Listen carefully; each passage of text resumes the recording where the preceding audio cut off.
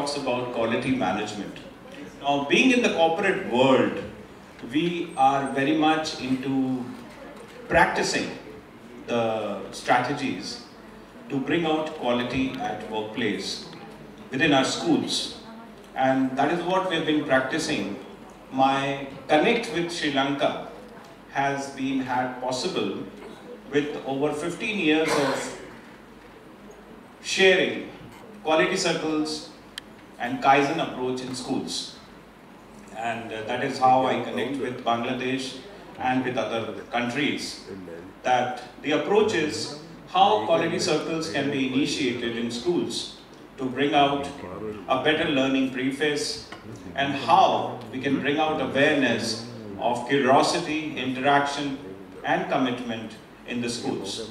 Well, the priority talks about the assurance of quality. With the set quality objectives, the effectiveness of this policy will be measured from time to time and improved in a continual basis with the total involvement of all the staff and employees. This policy shall be published and be understood in full and one and all forever. Let the quality slogan of the school be right first time, on time and every time, signed by the correspondent principal. Now similarly, we need to have a quality policy, just like we have the mission and the vision in a school. And it is high time for all of us. I believe on visiting the schools in Sri Lanka as well, I found that yes, they are practicing a quality policy with the framework. This is another school in Pune only, which talks about the vision and the mission. And it is the teachers who frame the vision and the mission. And you can revisit on the mission and the vision, say after 5 years or 6 years, looking at the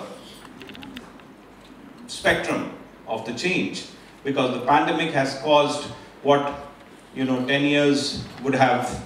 So we are back by 5 to 10 years because of the progress otherwise we have had. So henceforth, it is the priority for the schools to upload the change in the school, continuous improvement. When we talk about continuous improvement, I remember the word Kaizen. Kaizen is continuous development. Along with Kaizen, there are two other Ks, which talks about Cagne and Keynote. Somewhat like 3 Ks. If you Google the word, you'll get continuous improvement, continuous thinking, continuous working. And that is the success of quality at any workplace. And change needs to happen continually in small evolutionary steps. Surely too, there is a need for it in education. We can't be thinking, as I discussed yesterday, that even the vocabulary has changed.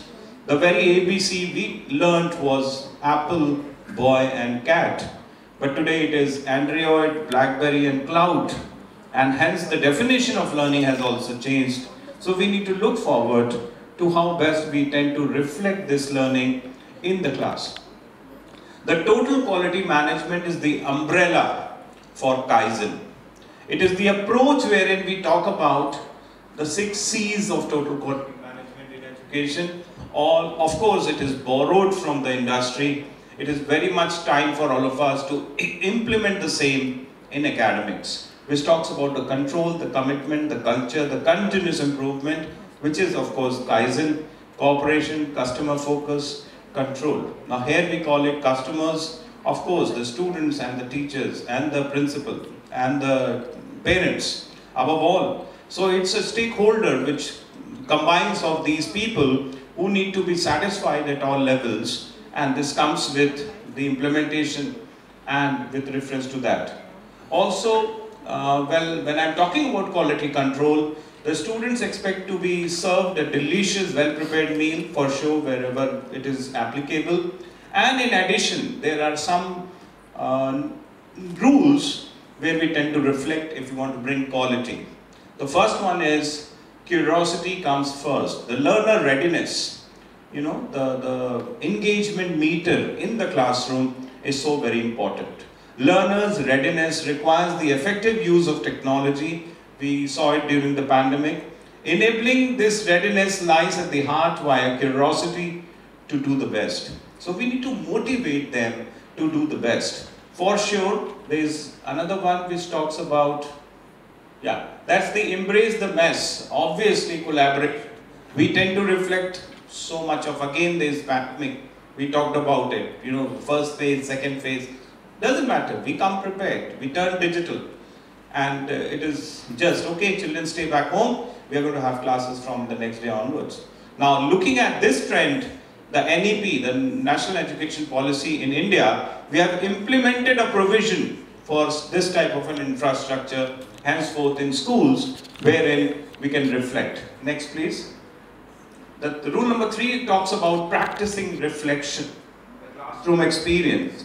No reading or activity can substitute for the time spent in the classroom with real students. So, we talk about it as a physical framework.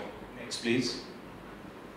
When the children are empowered, not only they do good, they do well. And these are the ways through which the teachers need to govern in their classroom management. You need to be creative, you need to be effective communicator, you need to be a critical thinker, and you need to be a collaborator. Also, with reference, we need to look forward. Next, please. The total quality management or the total quality management applicable in academics talks about accessing the feedback, planning and reflecting, teaching and observing and monitoring, and learning and recording the self-evaluation. This goes with hand to all the strategies we practice in the classroom. Next, please. Yeah. How do we implement Kaizen? Now, when I'm talking about quality circles, we frame 8 to 15 students and ask them to come out with some problems they relate to their classroom learning.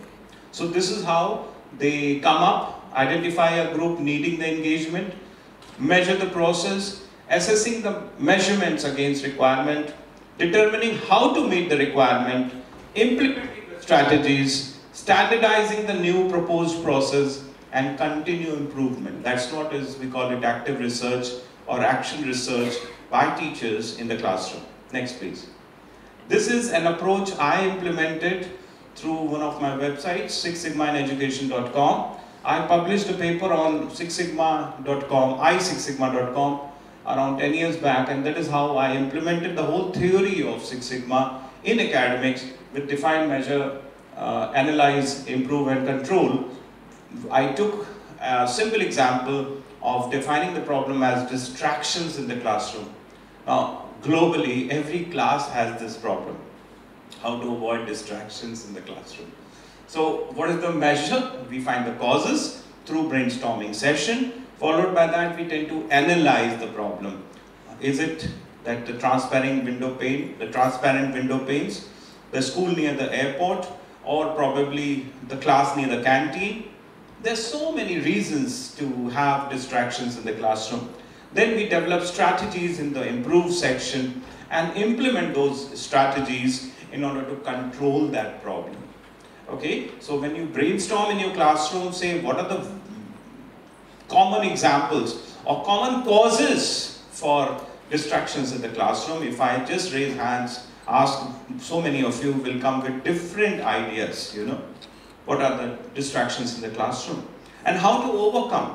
Like for example, there is transparent window pane, you know. So we can place some curtains if the school can afford, or you can place brown paper or newspaper so that the transparency is removed and the children study. So this is one of the ways. Yeah, the canteen one, yeah, it happens. The samosas, the aroma, you know, all that stuff comes. So the children are more excited in waiting for the lunch, you know, the break, rather than paying attention. Then the class near the music room, you know, lizard in the class, you know. And then I remember I was conducting a brainstorming session with one of the teachers, one of the groups of teachers, and there they came up, sir, frequent round by the principal also causes distraction. Why? Because in that case the teachers teach like a soldier, you know, erect. Attendance, yeah, taking attendance. They pretend to deliver their best. So henceforth, probably now these days we have cameras and other things. So these are the ways we can even give them the opportunity to come up with their ideas, right? Okay, next please. So let's all work the talk rather than walk the talk or talk the talk.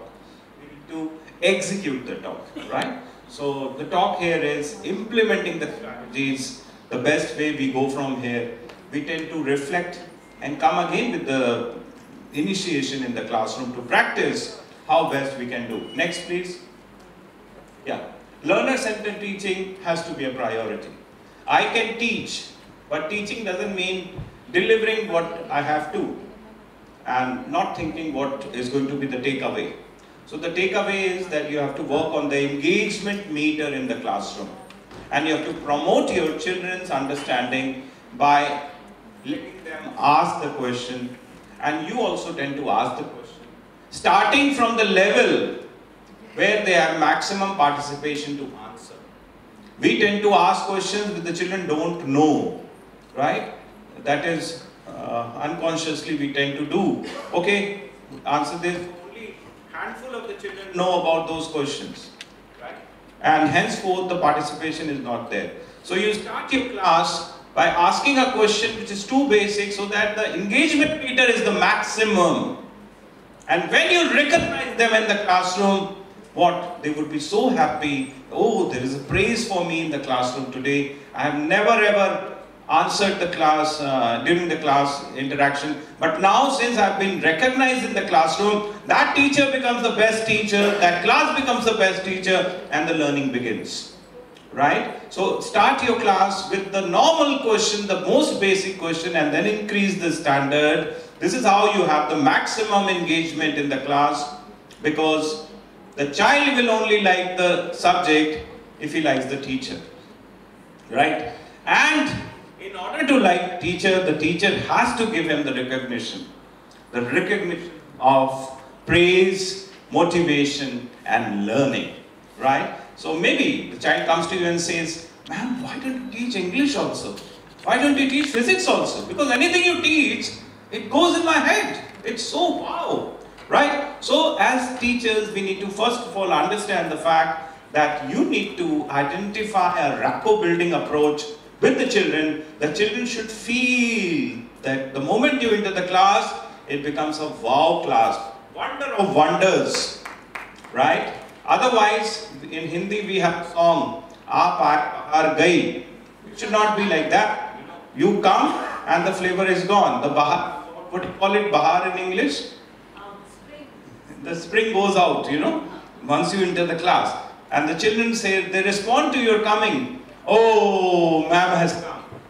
"Ah, ma'am has come." That makes the difference, whether you are a liability in the classroom for 40 minutes or you are an asset in the classroom. So you have to work for yourself, right? Okay, the last slide please. Next. Respective parents, they did high school without Google or Wikipedia. And henceforth this has to be told to the children about that priority.